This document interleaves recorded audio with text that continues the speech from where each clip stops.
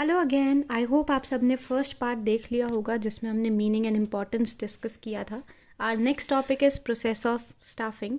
तो इसका पहला जो पॉइंट आता है वो है estimating the manpower requirement. सबसे पहले आपको यही एस्टिमेट करना है कि आपको कितने लोगों की रिक्वायरमेंट है। आपको उसके लिए कुछ अलग अलग डिसीजंस लेने पड़ेंगे कि आपको कौन से लेवल पे कितने पीपल की रिक्वायरमेंट है। हॉरिजॉन्टल, वर्टिकल, डिफरेंट डायमेंशंस होती हैं हमारे ऑर्गेनाइजेशन स्ट्रक्चर की।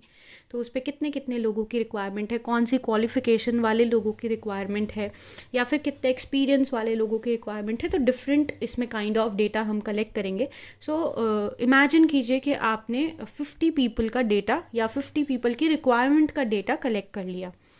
देन आप इसके बाद करेंगे रिक्रूटमेंट। तो रिक्रूटमेंट बेसिकली ये वो प्रोसेस होता है जिसमें आप लोगों को सर्च करते हो, प्रोस्पेक्टिव एम्प्लॉयज़ को।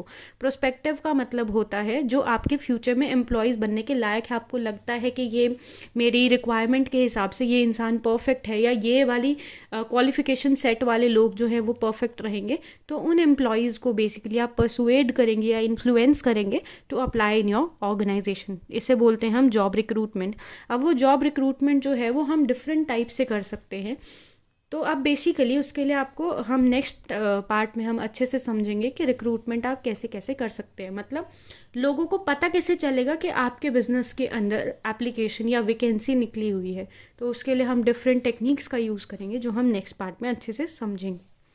जब आपने फाइनली, अब इमेजिन कर लीजिए कि आपने 50 लोगों की रिक्वायरमेंट थी, लेकिन ऑब्वियसली जितनों की रिक्वायरमेंट होती है कभी भी उतनों की ही एप्लीकेशंस नहीं आती है। एप्लीकेशंस तो बहुत ज़्यादा लोगों की आ जाती है। तो मान लीजिए 500 पीपल ने आपके बिजनेस के अंदर या ऑर्गेनाइजेशन के अंदर अप्लाई कर दिया।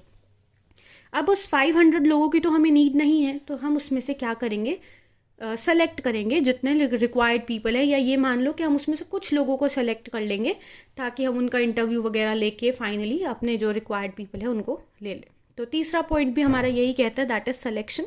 सो सिलेक्शन का मतलब क्या है, basically choosing from among the pool of prospective job candidates.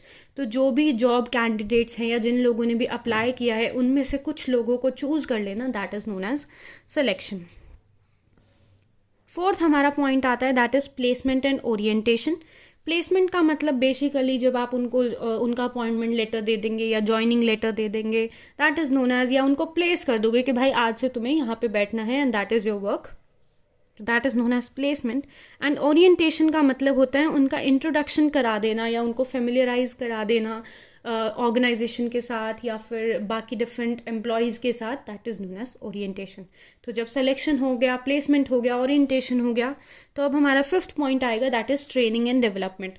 अब ऑब्वियसली चाहे आपने कितने भी अच्छे क्वालिफिकेशन के लोगों को हायर किया होगा, ये तो है नहीं कि आपके ऑर्गेनाइजेशन के हिसाब से उन्हें काम आता हो, तो आप उन्हें फिफ्थ पॉइंट के अंदर ट्रेन करेंगे अकॉर्डिंग टू योर वर्क, और इसके अलावा उन्हें डेवलपमेंट अपॉर्चुनिटीज़ भी देंगे कि भाई आप सीखो, क्योंकि आप जो उनको डिफरेंट काम सिखाने वाले हो, ट्रेन करने वाले हो, तो नो डाउट उनकी डेवलपमेंट भी होने वाली है।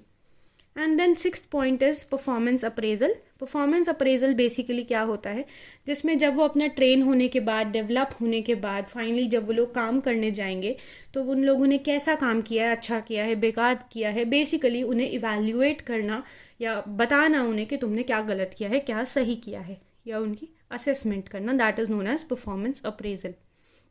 देन सेवेंथ पॉइंट हमारा आता है, that is promotion and career planning. अब जब हमने उनसे काम भी करा लिया, उनको अप्रेज भी कर दिया, बता दिया हमने कि भाई तुम बहुत अच्छे बच्चे हो या तुम बहुत अच्छे एम्प्लॉय हो, तुम star employee of the week हो, तो उसके बाद आप उन्हें प्रमोशन कर सकते हैं, उन्हें प्रमोट कर सकते हैं टू द हायर पोजिशंस। और बेसिकली आप उनकी करियर प्लानिंग भी कर ही रहे हैं, क्योंकि जब वो आपके बिजनेस में आए थे तो शायद उन्होंने छोटी पोस्ट से स्टार्ट किया था। अब धीरे धीरे करके आप प्रमोट करते जाएंगे उनको, जब वो अच्छा अच्छा काम करेंगे तो उससे उनका करियर भी कहीं ना कहीं प्लान हो रहा है, वो भी समझ पाएंगे कि उन्हें एग्जैक्टली किस पाथ पे चलना है। इसके बाद हमारे पास आता है eighth point, that is compensation. अब बेचारों से तुम लोगों ने इतना सारा काम करा लिया है, तो अब उन्हें कॉम्पनसेट कीजिए, उन्हें सैलरी दीजिए, उन्हें बोनस दीजिए, या जो भी उनकी पे होती है, wages, salaries, incentives, commission, bonus, indirect कोई पेमेंट कर रहे हो आप, लाइक कोई आपने उनको वेकेशन का दे दिया या इंश्योरेंस करा दिया, कोई घर दे दिया टाइप्स रहने के लिए, तो ये डिफरेंट टाइप से आप उनको कॉम्पनसेट कर सकते हो। ये हमारा बेसिकली प्रोसेस था, दैट इज़ फॉर स्टाफिंग. एक बारी मैं सिर्फ पॉइंट्स फटाफट बोल रही हूँ. Estimating the manpower requirement, then recruitment, then selection, then placement and orientation, training and development, performance appraisal, promotion and career planning, and at last is compensation. I hope you all like it. Thank you so much.